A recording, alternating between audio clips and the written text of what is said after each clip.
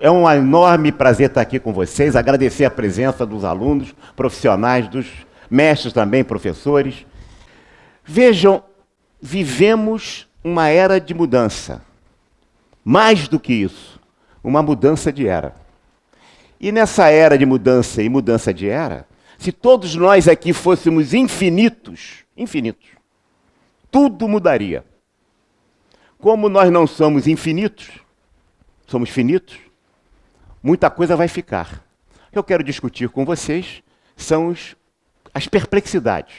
Se conseguirem incomodar um ou outro aqui com algumas colocações, estarei cumprindo o meu papel. O Chacrinha adivinha, quem não se comunica se trombia, que eu vim aqui. Quem não complica, quem não provoca, né, não atinge esse objetivo.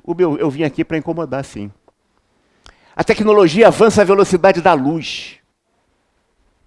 Mas a cultura, as práticas, a realidade das organizações avança à velocidade do carro de boi. Há uma enorme defasagem entre tudo que a gente está falando de tecnologia e o que existe no cotidiano das empresas. Empresas, mais do que empresas, no cotidiano das organizações e da sociedade. É a organização o reduto autoritário da sociedade brasileira. Ou não seria a organização também o reduto autoritário da sociedade em geral? É a organização que discrimina o negro. É a organização que discrimina a mulher. É a organização que discrimina o portador de deficiência. É a organização que discrimina o idoso, o homossexual. É a organização que discrimina opções diferenciadas de religião. Ou nós estamos falando só na organização como uma empresa? Nós estamos falando também no conjunto da sociedade.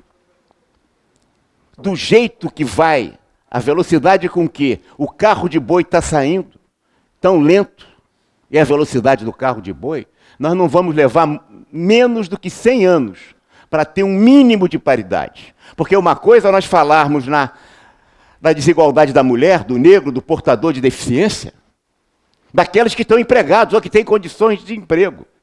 Outra coisa é nós falarmos nessa desigualdade daqueles que sequer têm emprego.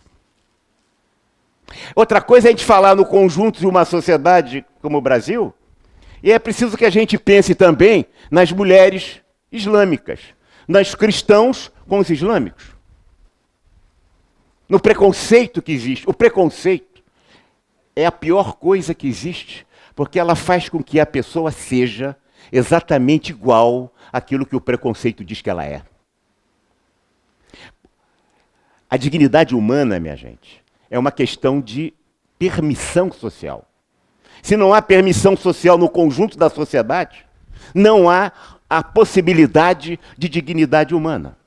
Só que o locus, o espaço do administrador, é exatamente trabalhar nas organizações. Contribuir efetivamente para essas organizações ou mudarem, ou acelerar esse ritmo do carro de boi para chegar à tecnologia que estamos, porque nós não estamos conscientes da defasagem que existe entre essa tecnologia formidável de velocidade orbital, de velocidade da luz e o carro de boi, que são as práticas do cotidiano das organizações. Nós estaremos nas organizações, ou estamos nas organizações, para legitimar este tipo de processo? Ou para contribuir para transformar essa organização, dando a ela condições de maior dignidade humana? E nós, às vezes, somos passageiros dessa agonia, contribuindo para que essa agonia se aprofunde ainda mais. Nem pensamos nisso. E o pior, a alta tecnologia nos faz pensar que nunca o desenvolvimento e o estudo da administração e do mundo das organizações esteve tão avançado, e não está. Nós estamos vivendo uma fase de obscurantismo da teoria das organizações, de retrocesso, de idade média, e não de humanismo como pensamos. A defasagem da tecnologia não arrastou esse carro de boi. Vivemos e trabalhamos, eu sempre me atrapalho com a tecnologia, na sociedade do futuro, mas continuamos a usar os valores do passado. Pior hoje, porque antes essa discriminação, esse preconceito era mais explícito. Agora ele é pior, porque ele é dissimulado. Ele existe e é dissimulado. Ele é corrigido pelo politicamente correto. E o conceito se discrimina, e o discriminado sabe o quanto ele é discriminado no processo da realidade das organizações. É contra isso que a gente precisa mudar. E é nessa essência que nós, profissionais de administração, teremos que atuar. Valores do passado, sim. A sociedade brasileira pensa com conceitos do século XIX, vivendo no primeiro quartel do século XXI. Tanto nas organizações quanto na política. É isso? É. Maquiavel dizia assim: o homem é fundamentalmente mau. Ele só é bom por conveniência. Isso tem importância aqui. Ah, sim. Thomas Hobbes também dizia: o homem é o lobo do homem, absolutamente em luta permanente de um contra o outro. Ah, Jean-Jacques Rousseau dizia: o homem é bom, é o animal selvagem. É o bom selvagem, né?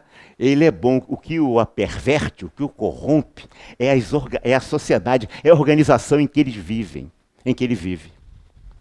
Sabe o que aconteceu com isso? Pela direita e pela esquerda, vamos formar organizações que conformem o homem a essa realidade para ele ser bom.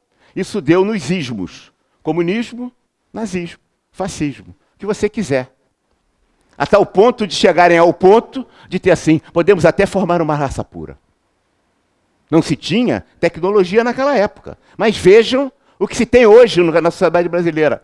Quando a gente pensa a direita e a esquerda, e a gente vê que eles são tão distantes, o populismo de direita e o populismo de esquerda vai estando tão longe, que vai se aproximando como se fossem as pontas de uma ferradura. E o discurso da direita é exatamente o discurso da esquerda. O preconceito da direita é exatamente igual ao da esquerda. E até para justificar os maus feitos dos seus filhos, eles usam até as mesmas palavras. Eu prefiro dizer o seguinte: como Claude Lévi-Strauss, a natureza do homem é permanente e universal. É preciso que a gente entenda que quando a gente sai da caverna, foi por associação social, pela relação social. Dizia Platão: o homem é fundamentalmente um animal social. Ele se relaciona entre si. E a capacidade dele se relacionar, e a capacidade, como dizia também Aristóteles, contemporâneo dele, professor, o homem é um animal político. Foi a política e a boa política, e foi a relação social que fez o homem sair da caverna e chegar aonde hoje? Aonde estamos hoje. Só que hoje, nunca as organizações e os professores e os seminários de organização, de empresa, nunca se falou tanto em trabalho em equipe e nunca se cobrou tanto resultado individual. Ou não é assim? Bater meta, cobrar resultados. Há uma enorme diferença entre aquilo que as organizações dizem, que as faculdades ensinam e a realidade das organizações. E essa defasagem não é concebida, até pelas práticas de gestão das próprias organizações acadêmicas, pela maneira como trata os seus funcionários e os seus professores. Nunca se cobrou tanto trabalho individual e nunca se falou tanto do trabalho em equipe. Bom, nunca se falou também tanto em liderança. Essa palavra virou um lugar comum. Minha gente, as organizações, as academias, os seminários formam pessoas não para serem líderes, mas para serem gerentes, para levar a conformação e a rotina. Essa é a realidade que vocês vão se defrontar dentro do mundo de trabalho. Aliás, muitos aqui já se defrontam. Cobra resultado, não é isso? Bater metas. É sempre assim. Início de um processo total de transformação. É verdade. A professora Sueli nos brindou com uma série de colocações muito bem integradas de tudo isso que está acontecendo. Na família, que sai das famílias monoparentais para pluriparental, né? Em todas as relações, isso tem uma influência enorme na família. Nós estamos vivendo essa mudança. Acaba de nascer hoje, aliás, vai nascer no dia 6 de dezembro, o netinho do nosso querido Manuel. ela vai nascer destinada a viver muito mais de 100 anos. 140, 160 anos, seu netinho vai viver isso. Porque já tem 140 mil centenários na Alemanha, numa população de 70 milhões de pessoas. Nós vamos viver muito, e vamos ver isso, mas vamos ser finitos. Essas coisas, pelo que andar da carruagem, do carro de boi, continua com a sua ranger e com a sua lentidão. E que nós temos uma tecnologia de ponta, por isso achamos que estamos vivendo o apogeu do desenvolvimento das organizações. E por isso que livros de autoajuda são citados como livros de administração. Na literatura, por professores. Aqueles negócios de 7 hábitos do monge executivo, não tem? Como fazer amigos e influência. Essa gente indica esse livro como se fosse livro de ciência de gestão, quando são livros de autoajuda. Qual é a base científica que aqueles caras tiveram para fazer aquilo? E se abandona a administração como ciência e arte. E se vende muito livro de administração, que é muito bom, mas, em verdade, estes livros são muitos deles de autoajuda. Autoajuda é muito bom para quem está com problema, mas isso não é ciência. Não é? E as organizações estão vivendo no mundo uma circunstância muito difícil. A mudança em relação às comunidades, de todo jeito, a sociedade se tribaliza. Quando você tem valores homogêneos, você tem comportamentos homogêneos também. À medida que você vai evoluindo, que os valores vão se ampliando, você vai ter comportamentos também diferenciados e ampliados. E a organização, se tivesse que realizar e integrar pessoas democraticamente pelo sistema do mérito, como se fala, e se pensa ainda, competência hoje é commodity, quem não tem está fora. Falou muito bem a professora. Mas há também uma outra lógica, que precisa ser dita aqui, que as organizações estão se transformando em seitas de adoração ao trabalho de um segmento específico da sociedade. Porque quando você amplia os valores, você amplia os comportamentos. E ampliando os comportamentos, uma mesma família, com a mesma criação. Um filho gosta de um baseado e o outro é super religioso. Um filho, o outro nunca fumou. Um é super esportista e o outro não quer saber de trabalho, nem. Ou não é assim? É. Se as organizações fizessem como faziam antigamente, quando os valores eram mais homogêneos, podia escolher qualquer um pela competência e pelo mérito. Agora não. Ela tem que escolher alguém ajustado a ela, porque senão vai ficar o samba do crioulo doido, como dizia o nosso grande musicista Sérgio Porto. É isso?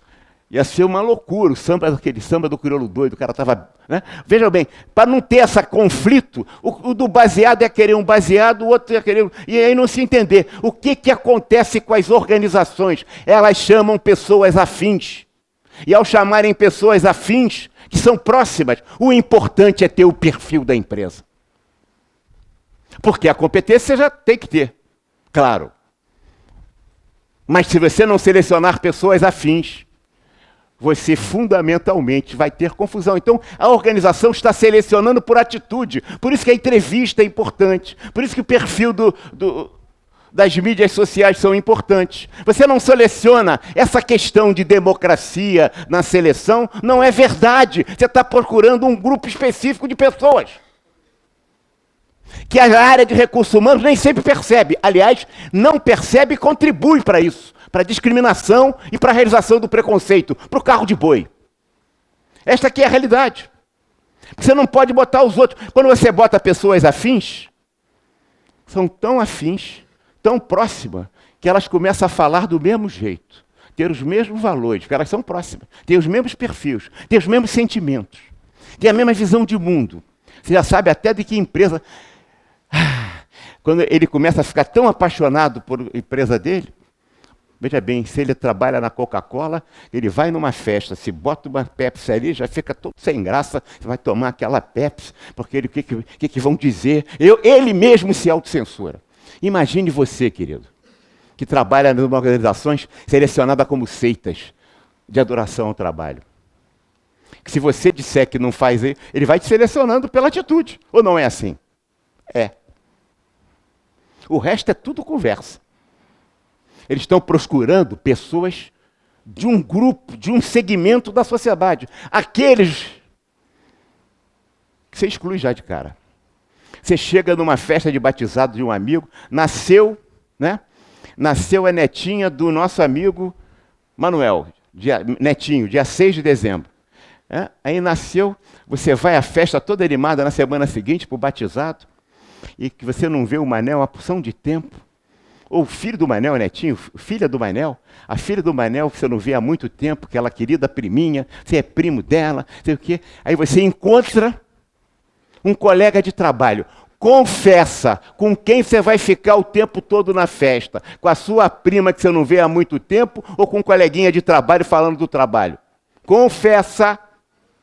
Isso significa que as organizações estão gerando uma esquizofrenia nas pessoas. Isso tem repercussões no burnout, na fadiga psicológica. Sim. Há muitos anos falam no suicídio. Agora, felizmente, passaram a falar. São 12 mil brasileiros que se matam por ano. Eu não estou dizendo que sejam causados por trabalho.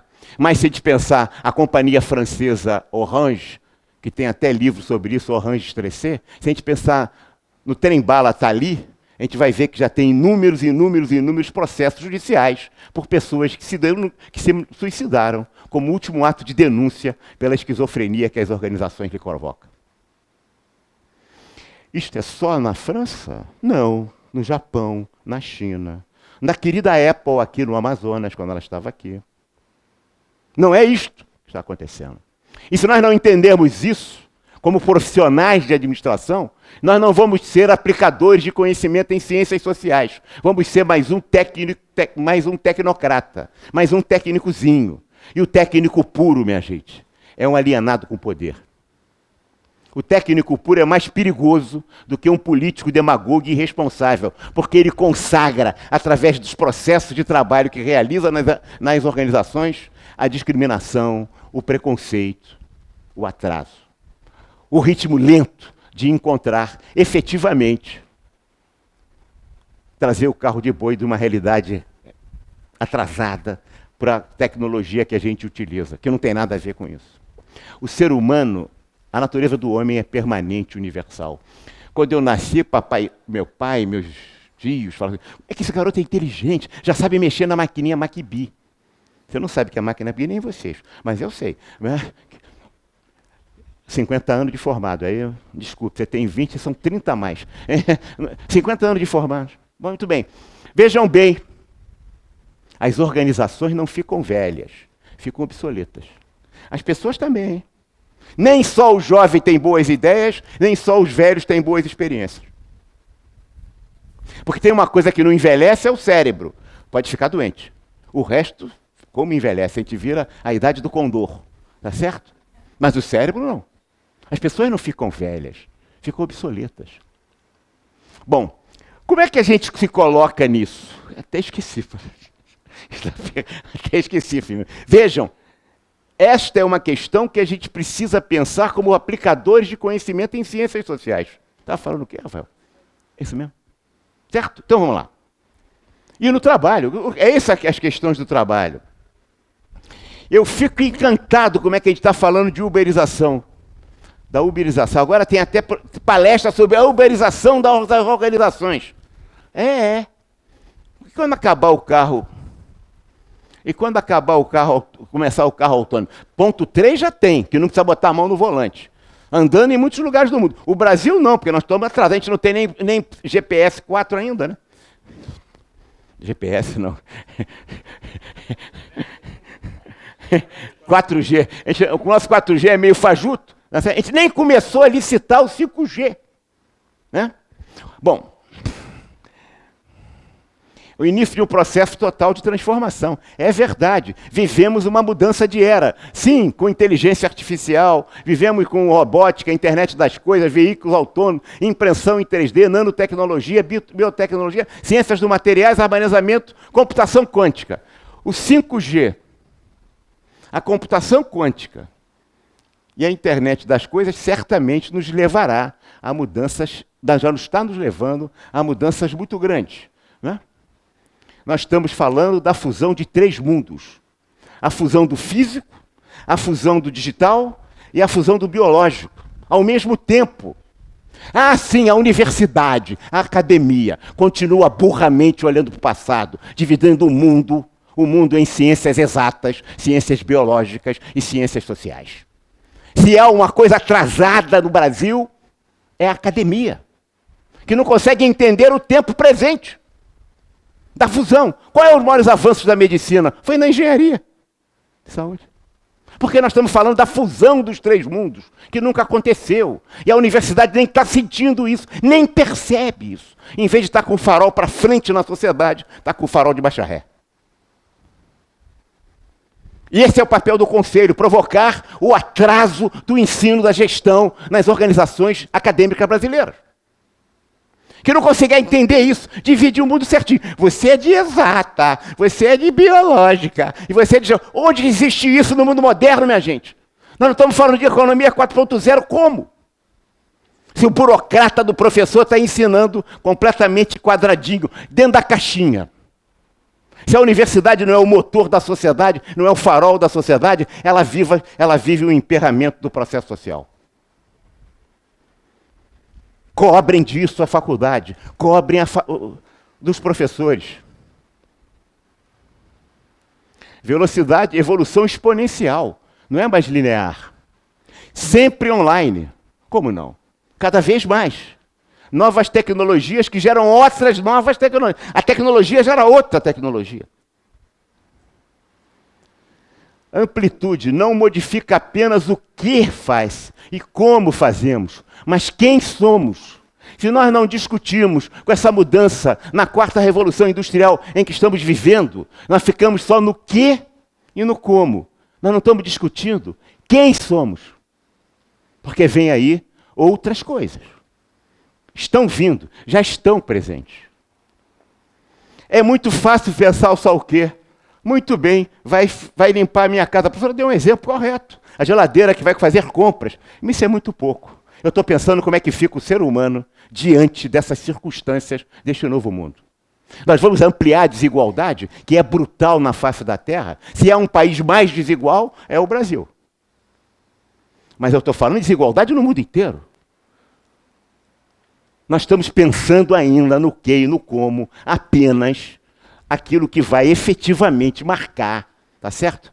O computador e o robô de antigamente. Nós não estamos pensando no robô que está aprendendo a pensar. Se ele está aprendendo a aprender, ele vai aprender a pensar. E quando ele aprender a pensar, ele vai acabar tendo consciência. E vocês precisam ver uma ficção científica que está em vias de se realizar hoje.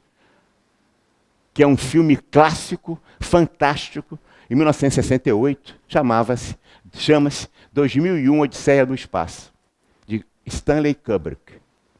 Que diz que na hora que o computador toma consciência, ele mata os homens e toma-se propriedade de todo o processo. Não deixem de ver esse filme, que em 68 era uma ficção científica e que hoje já está se realizando. Não é uma ficção científica mais, está se realizando. A hora que a máquina começa a aprender, não é assim que a gente tem que aprender? Não, todo professor não fala isso para a gente? Ela começa a aprender, daqui a pouco ela tem consciência, e quando ela tiver consciência, o ser tecnológico vai se erigir como no 2001, Odisseia no Espaço, e vai dizer: quem que manda aqui? Quem sou eu? O que vai ser? Eu sou ser tecnológico. E vou dizer para ele: eu sou ser tecnológico, penso e tenho sentimentos. Prove você, humano, que você pensa e tem sentimentos. Eu não estou fazendo ficção científica, não. Se descobriu nos últimos 14 anos mais sobre os animais do que se descobriu desde a entrada do homem na face da Terra até hoje. E veja a circunstância da sociedade que muda em relação aos animais. Se nós somos um gerente competente, contratado para ser o diretor do Carrefour de Campinas, e tem um cachorro lá na porta, e eu entendo que o meu cliente tem que ser atendido, que o cachorro está atrapalhando ele ali na porta do supermercado. E eu peço o vigilante, dá uma porrada nesse cachorro para ele ficar enchendo o saco na porta do Carrefour. E o idiota do vigilante cumpre as ordens mesmo, e vai lá e pau no cachorro e mata o cachorro. O que aconteceu? As pessoas foram com faixa, deixaram de comprar no Carrefour, fizeram uma confusão danada. Os direitos dos animais é uma novidade na sociedade. Acabou de sair na Suíça, o ano passado, final do ano passado, uma lei que dizia, eu não posso tirar uma lagosta do meio ambiente dela, do ambiente, colocar em balde de gelo, e depois tirar, e ela viva, e depois tirá-la do gelo e colocá-la numa panela fervendo para ela morrer e ficar bem gostosinha. Porque agora eu preciso garantir a morte humanizada da lagosta. Ah, é? Na Índia está proibido por lei colocar a ave em gaiola. Saiu agora. Como é que vai ser isso? Isso tem repercussões. Se você é um gerente competente que só aprendeu a técnica, você vai achar que aquele cachorro não tem nada a ver. O critério de vitalidade e o grande desafio que existe das organizações modernas é o meio ambiente. Se o cara não entender o meio ambiente, a mudança da visão das pessoas em relação aos cachorros, aos animais em geral, ao gato, todos os bichos, a lagosta, todos, você não tira esse cachorro daqui. Quando você faz isso, você pode ser o melhor técnico, mas é um tecnocrata. Um bom resultado. Cobra resultados, cobra placa. E não é isso?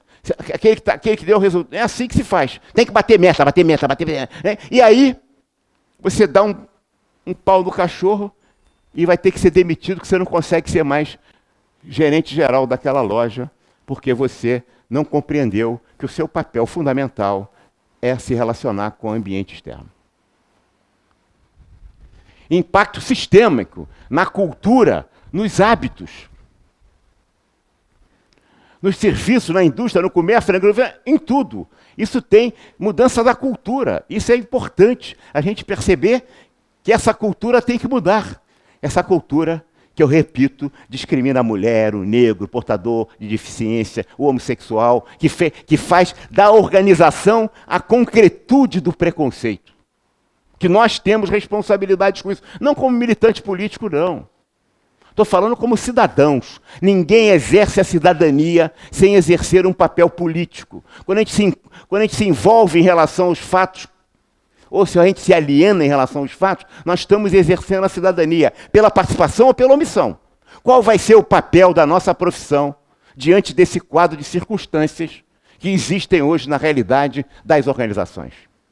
E aí a norma que nós fazemos, é o processo de trabalho, é o estudo, é a instrução de serviço, é o estilo de liderança que nós estamos ajudando a implementar, que vai ser por omissão para cada vez aprofundar esse tipo de distanciamento da realidade da tecnologia, ou vai ser um momento de participação para que o homem possa se realizar em plenitude com um grande avanço tecnológico que nós alcançamos no mundo.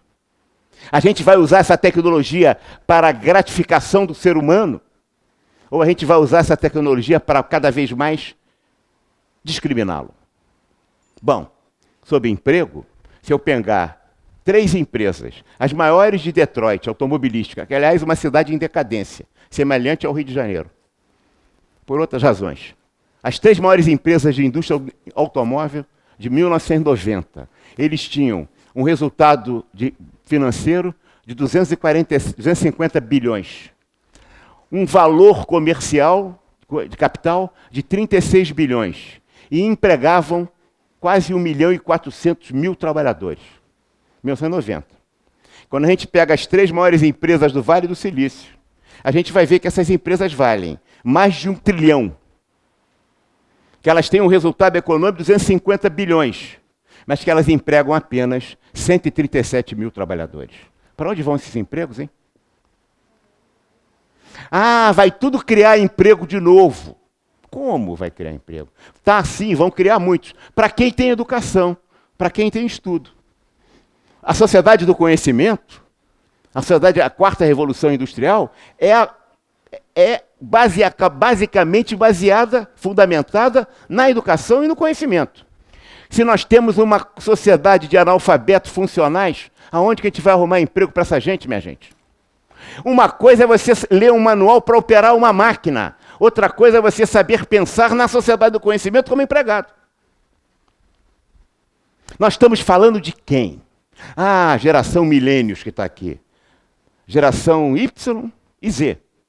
Vocês, a maioria aqui dos estudantes. Vocês são o Globo, são do programa da Globo.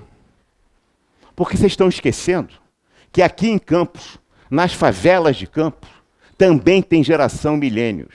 Geração Y e Z, que não tem emprego e que está virando empregado do tráfico. E que é um número muito maior do que vocês. Vamos parar de pensar só nos meninos da geração Y que estão na universidade. É preciso pensar nos meninos da geração Y e Z que viraram soldados do terrorismo nas grandes capitais europeias. Bruxelas, Londres. Quem é que você acha? Quem é que é recrutado pelo Boko Haram, pelo Al-Qaeda, pelo Estado Islâmico, para trabalhar como soldado do terrorismo internacional? Desses. São os jovens europeus, nascidos em Paris, nascidos em Bruxelas, que não se sentem nem belgas, nem franceses, nem alemães, e que vão ser soldados do terrorismo. Exatamente igual aos meninos de hoje, da geração de vocês, que se transformaram em soldados do tráfico. Bom, alguns ainda estão como soldados do tráfico, outros já morreram. E tem uma outra parcela que nem estuda, nem trabalha e que está sendo sustentado pelas pensões dos seus avós, que quando morrerem, acaba a fonte de financiamento. Essa é a realidade da sociedade que a gente vive. Em especial, agravado num país como o nosso, que tem uma educação retardatária. Nós brasileiros que achamos que olhamos aí os cucarachos aqui em volta com preconceito, quero lhes dizer que na América do Sul, na América Latina, já se tinha faculdade desde o século XVI. Sabe quando é isso? 1500 e pouco. Ah, como é que eles são idiotas, né, cucarachos? O Brasil só teve faculdade 3 séculos depois. Ah, e a primeira faculdade, a primeira universidade que o Brasil teve. Isso é muito engraçado.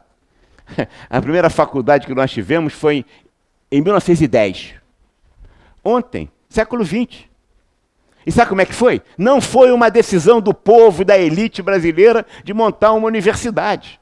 Foi uma decisão burocrática de atender uma demanda, porque o rei da Bélgica estava visitando o Brasil, ia visitar o Brasil, e tinha que ganhar o título de doutor honoris causa. E só pode a universidade adotar o título de honoris causa.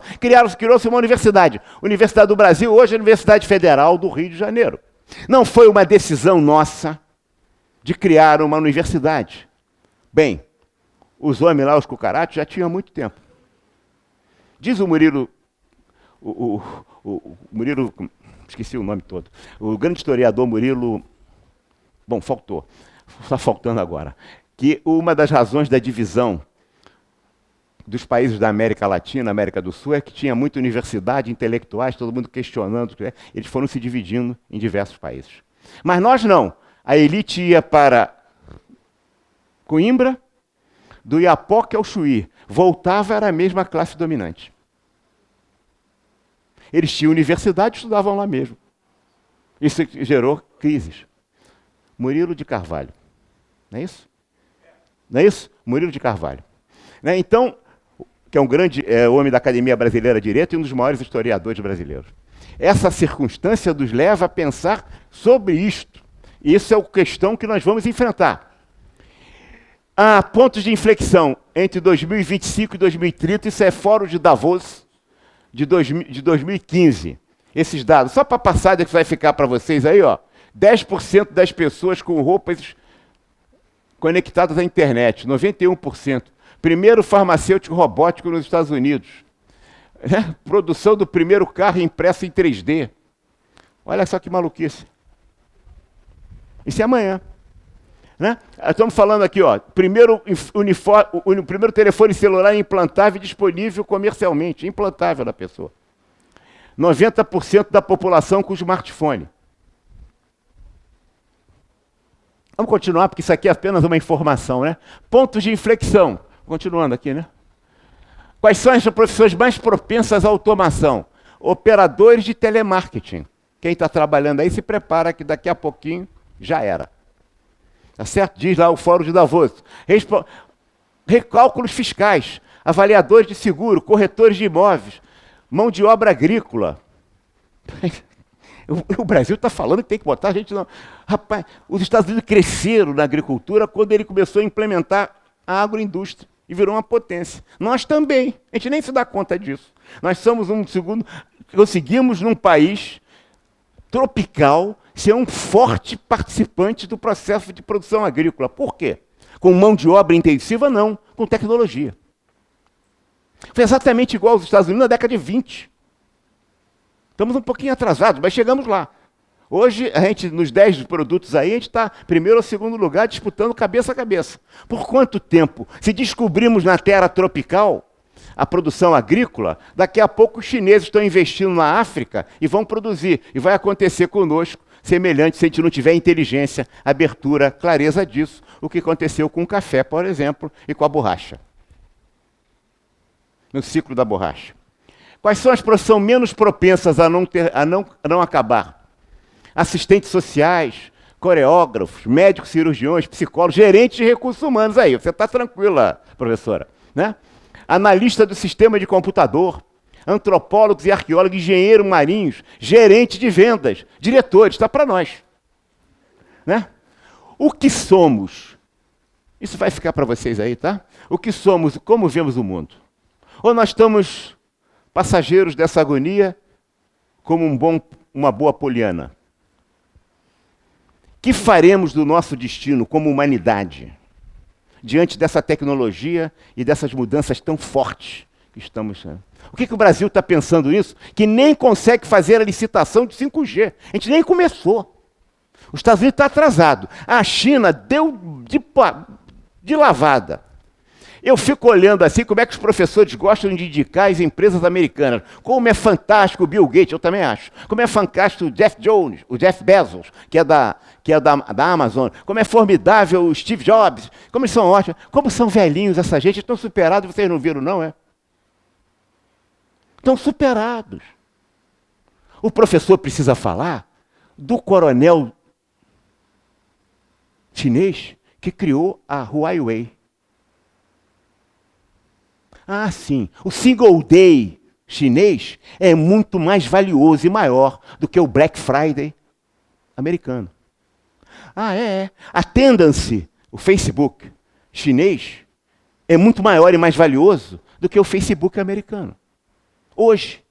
O GPS americano foi superado pelo GPS, estou esquecendo o nome agora, chinês. Tem mais milionário em Pequim do que em Nova York. E nós estamos discutindo os americanos, claro, muito bem. Ah, e estamos querendo nos atrelar também os americanos, como estratégia de política internacional. Mas quem está dando o dono... A rota de seda dos chineses voltou à época do Mercador de Veneza de Shakespeare, onde os chineses tinham dominância no mundo no comércio internacional. Abarca 60% do comércio internacional. E nós estamos pastando. Essa aqui é a realidade. Por que a gente estuda tantos os americanos? Eles estão velhinhos, já eram. Eles já têm 5G. O americano não tem. Essa é a briga do Trump com Xi Jinping. Ah, sim. Em 1960, voltamos a 60, professora. Você não era nascida. Eu já estava participando, né? Em 1960, a China era do tamanho do Brasil. Que coisa, né? O Brasil foi o país que mais cresceu no mundo, junto com o Japão, no século XX. Nós saímos do século XX crescendo, crescendo, crescendo, até a crise do petróleo de 73 e a crise do petróleo de 74. A partir daí, são 45 anos. O Brasil está crescendo que nem rabo de cavalo. Nós só tivemos dois momentos importantes, que nós tivemos um crescimento mais sustentável, que foi com o Plano Real do Fernando Henrique e no primeiro governo Lula.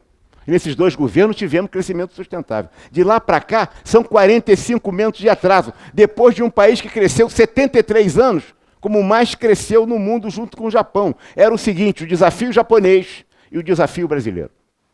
A tal ponto que vocês pegarem os jornais de 1970, vocês vão entender lá o Instituto Hudson querendo já fazer da Amazônia, olha como é que essa discussão é antiga, um grande lago, o Lago Amazônico, para poder facilitar a exploração dos grandes minérios de riquezas que tem a Amazônia. E o Brasil crescia ininterruptamente, com Estado Novo e com República Velha, com parlamentarismo e com presidencialismo, com governo militar e com governo civil. Chegamos a um momento que a gente não cresce mais. E nós estamos pensando que isso... Quando é que sai? Ah, sim. Vou voltar aqui. No século XX, 19, desculpe, o Brasil em 1808 era do tamanho dos Estados Unidos, um pouquinho menor em renda per capita e em população. Em 1900, os Estados Unidos e a Alemanha estavam ultrapassando o protagonismo internacional que tinha a Grã-Bretanha, a Inglaterra. Nós estamos assistindo o mesmo filme, exatamente isso, na passagem do século XX para o século XXI. O que está acontecendo? A China está passando de passagem nos Estados Unidos e nós não estamos enxergando isso. De passagem. Alguns exemplos que eu estou dando aqui. Veja bem, em 60 era do tamanho do Brasil. Ah, assim não é só a China. A Coreia do Sul, hein? Depois de uma guerra, em 60, era também menor que o Brasil. Quem é que não tem um telefone da Coreia do Sul hoje? Um dos países que tem mais desenvolvimento de tecnologia. Nós estamos pastando, achando que vamos ser o país do futuro, mas continuamos sendo o país do passado. Perdemos a primeira revolução industrial, século XVIII e XIX. Apesar de termos um imperador, não quero culpá-lo, mas não posso que governou o Brasil por 49 anos, que falava diversas línguas, que era cientista, que até quando foi à Feira da Filadélfia, como imperador brasileiro, até bateu um papo com o Grambel no telefone, que a gente gosta de elogiar tanto, né? Só que o Brasil continuava analfabeto e os Estados Unidos já fazia telefone e a gente não fazia coisa nenhuma. Não tinha nem universidade. E fomos o último país do mundo, junto com Cuba, a libertar os escravos. Isso marca o atraso que a gente tem e as dificuldades que temos. E as dificuldades que vocês... Eu vou também passar de 100 anos, se Deus quiser, mas aí já eu estou pertinho. Vocês não, vocês vão demorar muito. Então, que vocês vão enfrentar nesse cotidiano. Que humanidade legaremos às futuras gerações? Como focar os avanços do ser humano no bem comum, na realização do homem, no fim das desigualdades e nas desumanidades? Porque o sistema tecnológico pode ser um fator decisivo para a igualdade entre os homens, mas pode ser um fator decisivo para aprofundar a desigualdade entre eles. Vai pela educação? Não, só também pela educação. O caso brasileiro se agrava com isso. Quem é que vai ter direito, por exemplo? A gente sabe que já pode casar com robô. No Japão já pode. Robô feminino ou robô masculino? Ou robô que pode transar os dois? Tem diversas formas. Como é que vai ser isso? Isso já pode. Por que não? Ah, sim, e se tiver um filho robô? Não é fácil? É. Basta ter um bebê de proveta. Vai ter um robozinho também do próprio robô. E aí? Como é que vai ser? Assim. E o professor vai ser substituído pelo robô? Ah, sim. E quando o carro autônomo, que não tem motor, já tem carro hoje que você não pega na mão, que é o ponto 3, né? Você não pega na mão, não tem aqui, já falei isso. Mas vejam bem, e quando o carro atropelar alguém e matar, quem é o culpado? É o robô ou é o dono do carro? Ah, que pior. Como é que a gente vai fazer? E vai fazer mesmo, né? Quando ele tem recursos e pode fazer, se a gente faz a Dolly, né, a ovelha de proveta, né, a gente pode fazer o ser humano. Aliás, tem um filme agora, o Gemini, que mostra isso, um louco formando exércitos, né, de cópias humanas, de um super guerreiro. Como é que vai ser isso? Porque ele vai ter dinheiro para poder fazer os tratamentos, maior QI para os seus filhos, melhor saúde, etc., e eu não vou ter. Ou vai ser igual para nós dois? Como é que vai ser isso? Se ele tem direito e eu não tenho condições, nós estamos criando uma nova casta. Nós estamos ampliando a desigualdade profunda que já existe. Estamos aprofundando ela mais. Como é que nós vamos tratar essa história? Eu vou poder escolher o sexo da criança? A cor dos olhos? Isso tudo é possível. A ética humana vai limitar essas coisas? Ou a gente vai impedir que o ser tecnológico venha a surgir? Porque a gente vai impedi-lo de aprender a pensar. E se ele aprender a pensar, ele vai sentir. Como é que vai ser o limite ético que o homem vai impor a essas circunstâncias? Nós não estamos falando para 100 anos, não. Nós estamos falando para as próximas décadas, para os próximos anos. Vocês sabem, todo mundo fala em quarta revolução industrial, e onde eu vou ser mais rasteiro aqui, vou ficar aqui no primeira revolução industrial, transição de energia muscular para energia mecânica, 1750, 1840, ferrovias e máquinas a vapor, né? Substituição da tração animal pelas máquinas, teares, implementos mecânicos, etc. E é em cima desta economia que a gente precisa entender que Marx, genialmente, Karl Marx, escreveu o Capital analisando a economia inglesa e a economia alemã. Só que ele viu o século XVIII e o século XIX, que ele era um homem do século XIX. Se o Marx ressuscitasse hoje, minha gente, ele ia ter um choque anafilático, quase. Por quê? Porque o que existe hoje nada tem a ver com o século XVII e XVIII. As ideias de Marx eram muito válidas, e são válidas em algumas reflexões. Mas ele estava dentro de um contexto completamente diferente do primeiro quartel do século XXI. Só que nós, brasileiros, ainda repetimos os seus conceitos como se eles fossem verdades hoje, 2 séculos depois e meio. Por exemplo, a classe operária que vai chegar ao Paraíba, que era o único contribuinte e o grande fator de produção. Era através do conceito de mais-valia, que não voltava ao bolso do trabalhador, mas ao bolso do capitalista. Só que quem que está executando o trabalho hoje? O robô. Cada vez mais. Cada vez mais aumenta a classe média, cada vez menos você tem operário, porque o trabalho repetitivo, etc., como Marx analisou no século XVIII e XIX, é o trabalho que está sendo substituído pelo robô. Ah, uma coisa ruim para nós. O Marx, que nunca entrou numa empresa, não percebeu o papel da gerência nas organizações. Você acha que era mole explorar uma ferrovia a vapor sem ter gestão? Ou um navio a vapor sem ter gestão? Ele simplesmente, no Capital, ignora o conceito de gestão e de gerência e não percebe a importância desse papel da gerência e da gestão. Que é uma falha no pensamento dele. Natural, mas ele tem outras contribuições extremamente relevantes. Mas vejam, a gente querer colocar essa ideia de pensamento do século XIX no século XXI é uma sociedade que está olhando o retrovisor. Vale muita coisa como diagnóstico, claro, mas não vale como verdade absoluta, porque a realidade, que as respostas da sociedade de mercado impuseram outras condições ao mundo do trabalho. Depois, na segunda metade do século XIX, veio a eletricidade a partir de 1850. Aí nós tivemos a eletricidade, a linha de montagem. Nós tivemos uma contribuição importante. Aqueles colegas que não leram os clássicos de administração ainda têm tempo de ler. Né?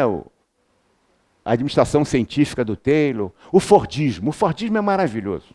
O livro do Ford. O livro do Ford em português é melhor do que em inglês, garanto a vocês. Sabe por quê? Porque o tradutor do Ford é simplesmente Monteiro Lobato. Monteiro Lobato não era apenas um intelectual, ele era um tremendo empresário, um grande empreendedor. E o Fordismo marca fundamentalmente uma ideia que a gente precisa incorporar. Claro que o homem, 100 anos depois, você tem que ler as coisas dentro dos seus conceitos, dos seus momentos. Mas a gente precisa ler o Ford, até porque de 10 professores que eu conheço que ensinam Fordismo, 9 sequer pegaram o livro do Ford alguma vez. 9 não viram o livro do Ford. Nunca pegaram do livro. Olha o que eu estou dizendo. É igualzinho a pirâmide que o Maslow nunca falou em hierarquia das necessidades como pirâmide, que todo mundo fala da hierarquia da necessidade de Maslow, mas quase ninguém leu o livro do Maslow. Isso é um desafio também para os professores. Né? Bom, é a mesma coisa da esquerda, que não leu nem a orelha do livro do Marx, na maioria dele. Por isso que falam coisas, por isso que essa populismo de esquerda e populismo de direita é igual. Eu só difamo com a verdade, hein? Eu vim aqui para incomodar. Tá certo? Se eu não incomodar, eu não vou exercer o meu papel. Olha aqui, ó. Foi o Ford que criou o ritmo no processo produtivo, porque já existia produção em cadeia. Quando ele criou o ritmo, ele revolucionou o mundo. Gestão, Fayol, tá? A mulher fantástica Mary Park Follett, a mulher fantástica Lillian Gilbert. Tem mulheres fantásticas de administração que nós simplesmente ignoramos e que não são de hoje, são de ontem, que tiveram uma contribuição importantíssima. Se quiserem pensar também na área política, Rosa de Luxemburgo. A terceira revolução industrial é a revolução digital do computador, que eu estou dividindo em 3 momentos ali importantes, que é com o mainframe em 1960, que levou o homem à Lua, com um papel importante de matemáticas negras, que corrigiam, quem viu o filme sabe disso, que corrigiam os computadores da IBM, o computador pessoal, o PC, em 1970 e 80, e a internet em 1990. Quando o Bill Clinton chegou na Casa Branca todo posudo, ele começou logo a paquerar a Mônica Lewinsky, que era uma estagiária, fazendo assédio na pobre da menina. Como não tinha internet, ele não tinha internet. 93. Ele não podia se comunicar com a menina por internet. Conclusão, começou a namorar na sala oval. Deu bronca, porque ele gravava, viu tudo. E ele queria mostrar, e quase foi empichado, né? Ele só saiu porque ele disse assim, eu não transei com ela, eu fiz só uns amassos. Imaginem. Já ouviram falar isso? Só que ele não tinha internet em 93, isso é ontem. Essa é a terceira revolução industrial. E a partir de 2007, nós podemos dizer que começou então a quarta revolução industrial, que ela é ubíqua, onipresente em toda parte, sensores cada vez menores, poderosos e baratos, inteligência artificial, aprendizagens da máquina. Se a máquina aprende, ela vai aprender a ter consciência. A consciência do computador. Essa é uma mudança grande. O homem racional ou é racionalizador? Essa é uma questão que a gente precisa discutir. Somos o Homo sapiens? Não. O homem racional é a inteligência artificial, que é lógica. As organizações não são lógicas como os computadores. As organizações são psicológicas. A gente estuda como se as organizações fossem lógicas. Elas não são lógicas. Aliás, não há organização sem pessoas. Como essas pessoas não são lógicas, a gente é emoção e razão, é verdade. E normalmente somos muito mais racionalizadores. A gente usa a nossa razão para justificar os comportamentos que nós temos, a posteriori, ou a priori. Mas, em verdade, se o homem fosse lógico, muitas coisas não aconteceriam. E, principalmente, 2000 anos depois de Cristo, estaria tudo resolvido. Não é possível. O homem veio aí, foi martirizado na cruz, e 2000 anos depois de Cristo, nós estamos do jeito que estamos. Lógico? Não, ele é racionalizador. Lógico é o computador. Nós somos emoção, graças a Deus, hein? É bom que sejamos assim. A natureza do homem é permanente, universal. Eu estava falando do netinho dele, que eu esqueci. Isso é que eu esqueci. Imagina, ele fica todo feliz com o netinho, aí o garoto já está grandinho, ele fala assim, aí ele vai fazer um teste aqui, o nosso vovô, Manuel. Ele pega um telefone de discagem e diz para o garoto discar, porque o garoto já mexe naquele smartphone com uma facilidade enorme, né? É um gênio. Filhinho, disca aqui o telefone, liga para o vovô aqui nesse número. Aí ele vai pegar, aí começa por telefone por 7, ele fica no buraquinho. 8 agora. Ele não consegue. Ele não consegue entender que isso é discar. Será que é assim? Ou ele vai passar a estação naquela televisão que tem que ter seletor. O babaca vai ficar assim, ó, passando na tela. Vejam, as pessoas são ajustadas ao seu meio ambiente. A natureza do homem é permanente, universal. Ele é o mesmo na Grécia Antiga, na caverna e hoje. Não importa cor, raça, nada. Nós somos iguais, análogos, semelhantes, de mesma natureza. A gente se ajusta ao ambiente. Essas crianças não são mais inteligentes, não. Elas são iguaizinhas aos outros. Só que o preconceito nos diz, como o papai dizia de mim também, que eu era um gênio. E eu não era. A natureza do homem é permanente e universal. Como natureza. Claro que o ambiente nos muda, claro que os conhecimentos nos mudam, claro que o acesso à tecnologia também nos transforma. Mas o homem é um ser que cresce e aprende, que se dirige a algo, que quer aprender, que quer contribuir, que quer participar. Seja ele um servente mais humilde, seja ele um engenheiro nuclear ou um grande tecnólogo de informática. Os robôs terão sentimentos, dor e autonomia, iniciativa. E a questão ética disso? Já falei aqui do homem tecnológico dos animais como portadores de direitos. E a ciência e a religião agora estão brigando. A gente nem percebe isso. Há uma briga forte entre a ciência e a religião. Por quê? Porque a ciência, a religião nos garante a vida eterna. É verdade que tem uma que diz assim, tem que passar por uma estação de baldeação para chegar no céu. Ou vai para o inferno ou vai para o céu. Tem outra que diz assim, é direto ao caixa, ou vai para o inferno ou vai para o céu. Tem outra que diz assim, você vai para o céu, não é?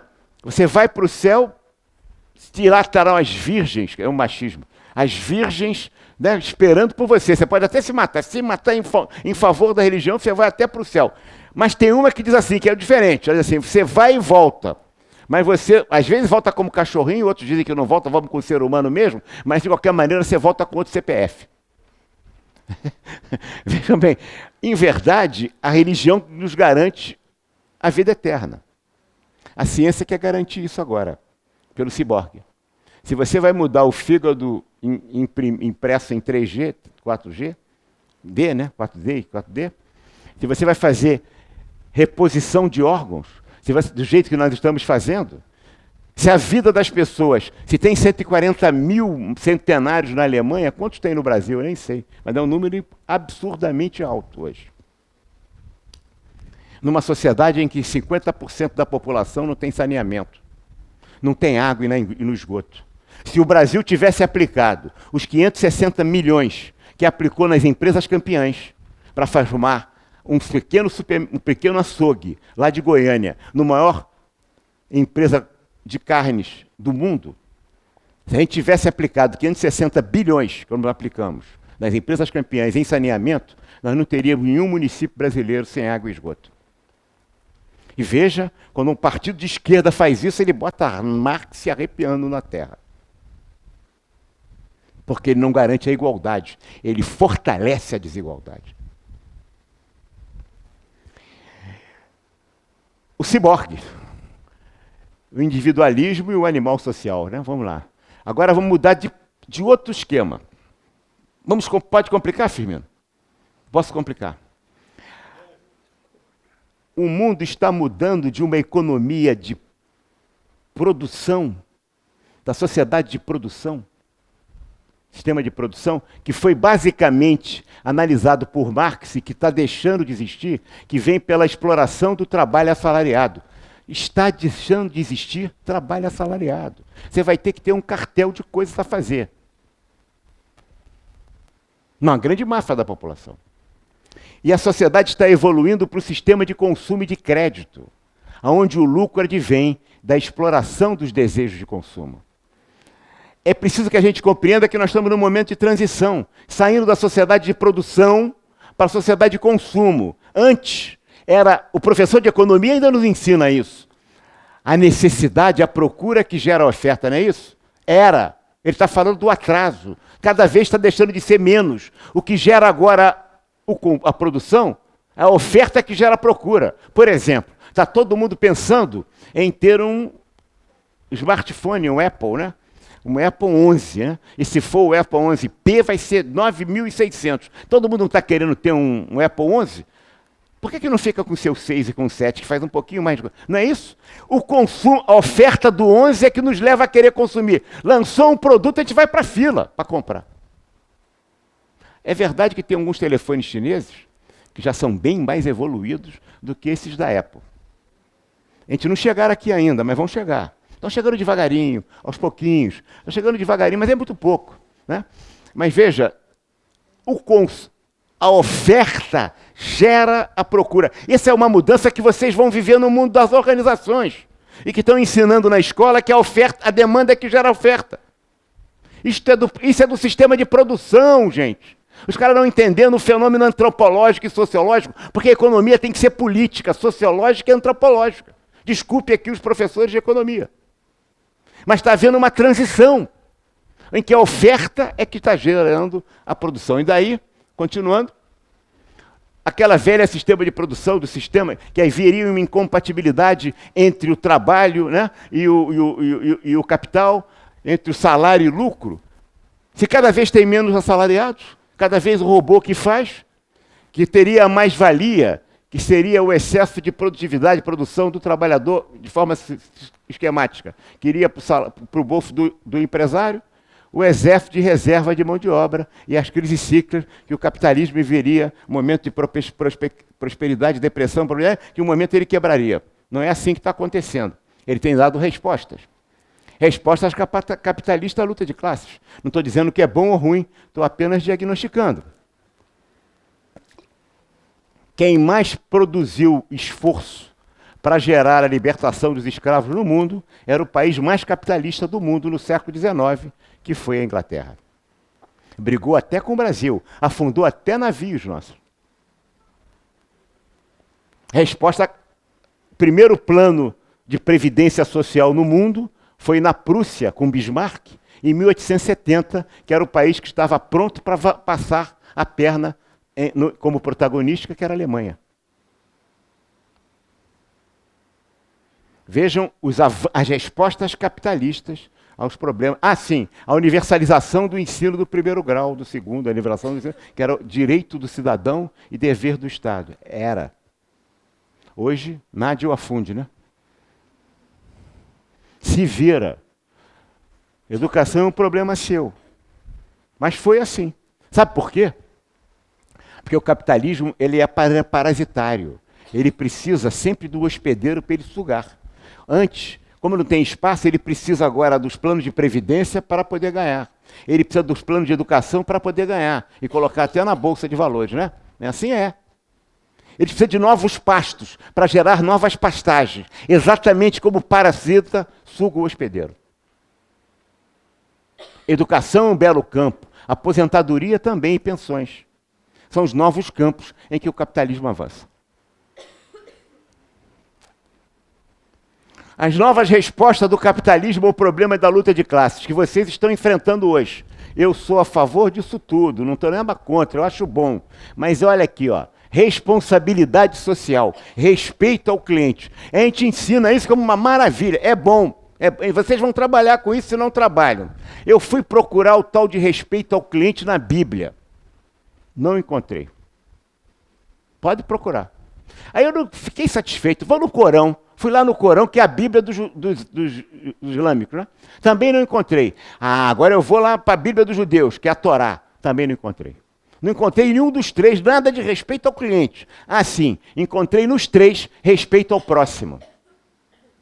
Alguém inteligente aqui, porque é inteligente para fazer essa conexão logo, mas não está advertido devidamente, vai dizer assim, mas Wagner, o próximo é um cliente, o cliente é um próximo. Porque eles são o mesmo. Não. O cliente é um cara que pode comprar, que faz a diferença, que se ele tem muita grana, eu boto o tapete vermelho. Se ele não tem grana nenhuma, eu boto ele para correr. Ética empresarial, respeito ao cliente. Olha aqui, isso como estratégia de marketing é muito bom. Os professores precisam ilustrar isso aos alunos. Isso é uma estratégia de marketing. Agora quer se juntar umas coisas, falando em marketing, viu, professora? Quer se juntar a coisa mais bizarra do mundo. É a marquética. A promiscuidade bizarra entre o marketing e a ética. E se ensina isso, gente. É claro que isso é uma estratégia de vendas. Estou falando para incomodar. Vocês vão trabalhar com isso, mas lembrem que vocês estão a serviço, para que vocês possam humanizar mais isso, dar um pouco mais de ética. Porque senão vocês vão estar achando que a empresa é a aristocracia da virtude. E ela não é. A empresa não é moral. Também não vou dizer que ela é imoral. Ela é amoral. Qual é o preço do barril de petróleo? Qual é o preço moral do barril de petróleo? Sob o ponto de vista de moral, que você não pode cobrar porque seria um absurdo. Tem preço? Não. Quem dá isso é a economia. Aí sim, a lei da oferta e da procura. Mas não tem preço moral. Se você, a greve dos caminhoneiros no Brasil mostrou isso, né? O cara já fez a greve ali, o posto de gasolina aumentou 10 vezes o valor do gás. Naquele preço que ele comprou barato, ele já aumentou 10 vezes, ou não foi? Corrupção não é só botar dinheiro no bolso por acordos indevidos, não. Corrupção também são práticas sociais indevidas. Como essas. Está precisando, eu vou explorar ao máximo. Então, respeito ao cliente, atenção. Cuidado com isso quando vocês estiverem trabalhando nas organizações. É importante, marketing com ética? É claro que é. Eu só estou chamando a atenção, tem que fazer o do advogado do diabo aqui, o meu papel, né? Para incomodar, a gente lembrando algumas coisas. A ética empresarial, eu fico encantado. Ética empresarial me sensibiliza, de fato. O que é ética empresarial? Ela é desinteressada e universal? Já tem só falta 5 minutos? Que droga, pô. 5 minutos. Se a ética é universal e desinteressada, ela é ética. Agora, se ela é interessada e particular, se eu sou uma faculdade em determinada região do Estado e eu uso práticas absolutamente éticas para trazer meus alunos, boto na porta, por exemplo, que o meu curso é 10 vezes mais barato, bem na porta da outra para competir e para destruir. Se eu sei que ele está me cobrando horário, eu vou pegar ele. Se eu sei que o Josué me trata bem, sabe que eu ganhei bem na loteria, estou cheio da grana, e ele começa a me tratar bem pensando em levar um qualquer nessa minha divisão aqui de colega de trabalho na loteria, ele não está sendo ético, ele está sendo interessado. Quando há interesse e é particular, senão eu vou achar que a ética da empresa dele é boa, a outra é boa, qual é a boa, qual é? Aí vai ter a ética do interesse particular, e não a ética do interesse coletivo. Nós estamos falando do bem comum. Esse conceito que se perdeu e acabou. Empresa cidadã, vou terminar aqui, tá? Empresa cidadã. O que é empresa cidadã? As mais premiadas no Brasil, por exemplo, são os bancos. O Itaú também tem uma experiência interessante com um cachorro lá em São Paulo. O gerente mandou dar um pé na bunda do cachorro, mas em verdade, não matou o cachorro, mas os clientes foram lá e começaram a sair do Banco Itaú, todo mundo para o Bradesco. Exatamente a mesma coisa. O que é empresa cidadã? É aquela que não tira uma fábrica para não deixar miséria e pobreza naquele lugar? É aquela que, quando diminui a jornada de trabalho, ela emprega mais empregado ou tem mais lucro? O que é empresa cidadã? Que cumpre as leis do país? Isso é obrigação. Quem não cumpre as leis do país, em princípio, deveria ser preso. Nos países normais. No Brasil, a gente sabe que não é bem assim, não. Sempre tem uma terceira instância, uma quarta instância, uma quinta instância e uma prescrição do crime antes de ele ser condenado. Mas essa é outra coisa. Mas veja bem, voluntariado solidário. A empresa sempre diz que é voluntário. Você vai para a seleção, na entrevista, diz que não vai participar, que não gosta de nada disso, que você prefere continuar trabalhar com o programa voluntário da sua igreja, possivelmente você vai dançar. Apesar de todas dizerem que você não precisa ser qualificado. O que é voluntário? As organizações estão tirando das demais entidades da comunidade o papel de voluntariado. A igreja, o clube de serviço, as associações, assumindo um papel em que você vira um obscuro participante. Assim, você trabalha hora extra sem ganhar nada, no fim de semana, depois do expediente, nas suas férias, trabalhando para a empresa, para ter o prestígio da empresa onde você trabalha e está fazendo uma bela contribuição, eles trabalham direitinho, é verdade. Mas isso tem de voluntariado solidário? Não, isso é uma estratégia de marketing.